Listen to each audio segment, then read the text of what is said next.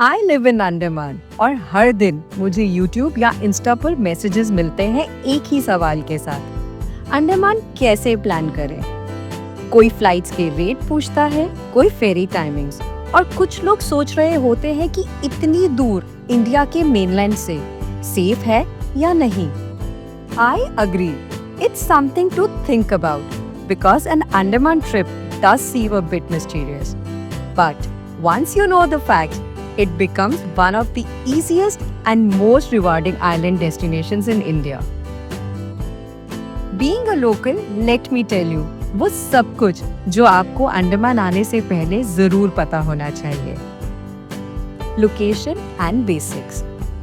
Andaman and Nicobar islands total 572 islands का एक group है, आउट ऑफ विच सिर्फ 36 आइलैंड्स ही ऐसे हैं जिसमें लोग रहते हैं। These islands are located in the middle of Bay of Bengal, roughly 1200 kilometers east of mainland India. The capital city is Port Blair, and this is where every traveler begins their journey. Culturally and politically, ये पूरी तरह से India का part है, पर geographically south east Asia के काफी close है। Mainland India is all about traffic, noise and notifications. But Andaman, यहाँ सब कुछ थोड़ा अलग है। रोड्स छोटी है पर हवा ज्यादा साफ। नेटवर्क वीक है पर कनेक्शन स्ट्रॉन्ग, खुद से और नेचर से। It is mini India, but really raw, real and peaceful. ये है अंडमान, इंडिया का वो हिस्सा which is waiting to be explored. How to reach? Reaching Andaman is simpler than most people really think. Direct flights आती है port Blair के Veer Savarkar international airport पर from major cities like Chennai, Kolkata, Delhi, Bangalore and Hyderabad. Flight duration around 2.5 to 3 hours का होता है, और अगर आप एडवेंचर के मूड में हो तो पैसेंजर शिप्स भी आते हैं यहाँ पर, जो कि आते हैं चेन्नई, कोलकाता एंड वाइजैक से, लेकिन ये 60 to 72 आवर्स लेते हैं यूजुअली यहाँ पहुँचने के लिए। शिप्स थोड़ा स्लो और अनप्रिडिक्टेबल ऑप्शन है, so for 99% travellers flight is the way to go. Best time to visit. अक्टूबर से मई तक का टाइम अंडमान ट्रिप के लिए परफेक्ट है। वेदर क्लियर रहता है, सी काम होता है और सारे वाटर स्पोर्ट्स ओपन होते हैं। आप इजीली बीचेस को एक्सप्लोर कर सकते हैं, डाइविंग कर सकते हैं और inter island ferries smoothly operate करती हैं during this time. June to September is monsoon season. One can visit during this time for magical rainy vibe. Whereas due to heavy rains and rough seas, ferry schedules कभी-कभार disturb होने के chances होते हैं और water sports भी थोड़े effect जरूर होते हैं। But it's an experience itself if you truly love nature and rains and you are flexible with your plans. Peak season दिसंबर से फरवरी तक का होता है, तो बुकिंग्स पहले से कर लेना ही एक स्मार्ट चॉइस है। Rates during this season are quite high, be it hotels, flights or water sports. Permits and entry. For Indian citizens, no visa or special permit is needed.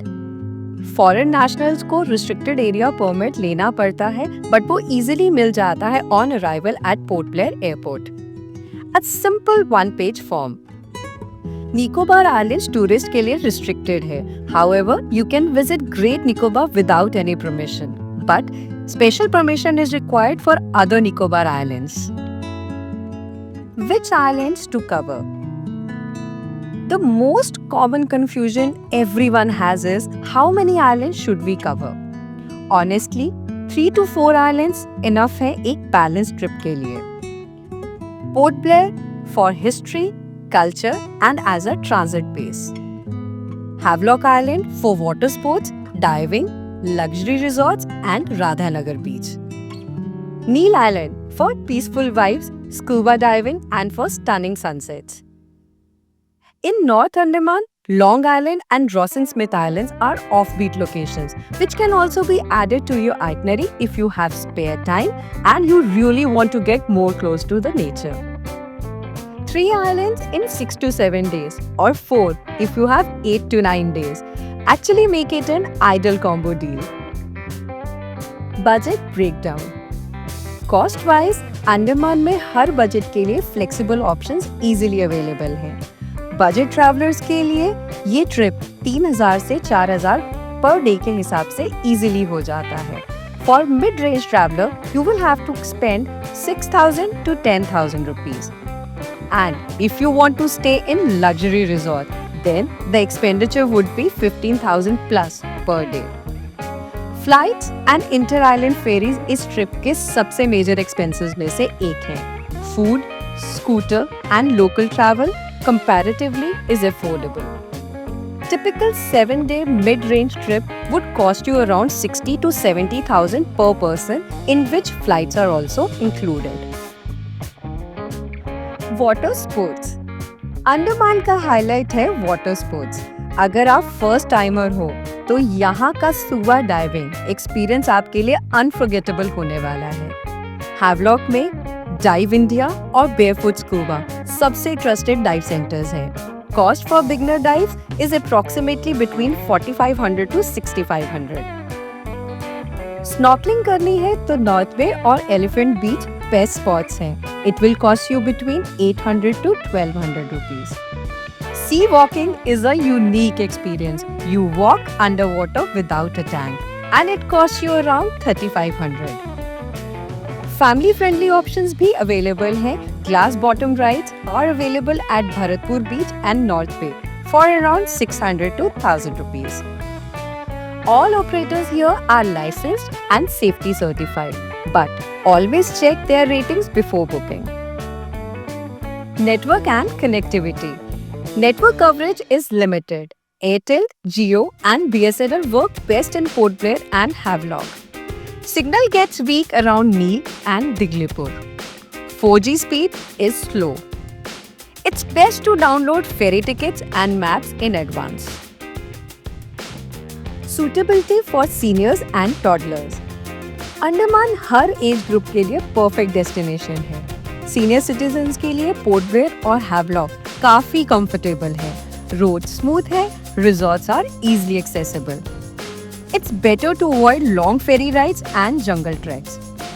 Toddlers के लिए भी अंडमान एक सेफ डेस्टिनेशन है। Beaches clean है और crowd usually limited होता है।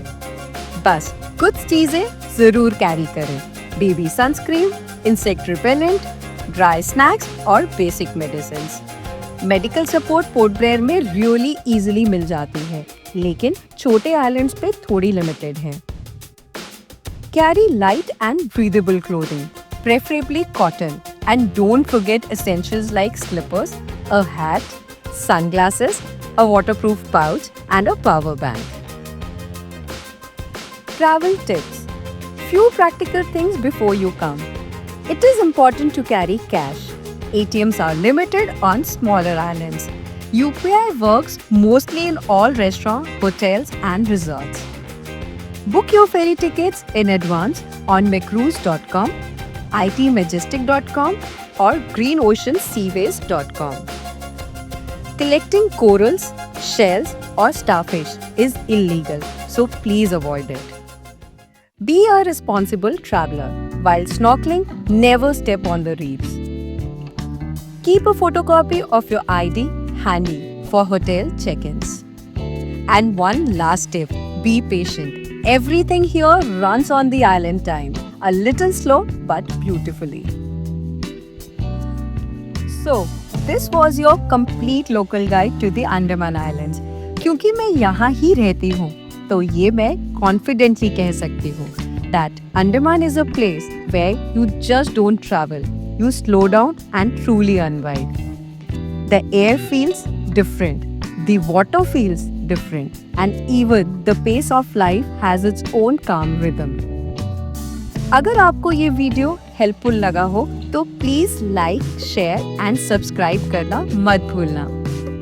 I have already made a video on Andaman itinerary, which has a day-wise plan, practical tips or local tips to make your trip really comfortable. Do watch it. Till then, travel light, stay curious and I will see you on the islets. Bye bye.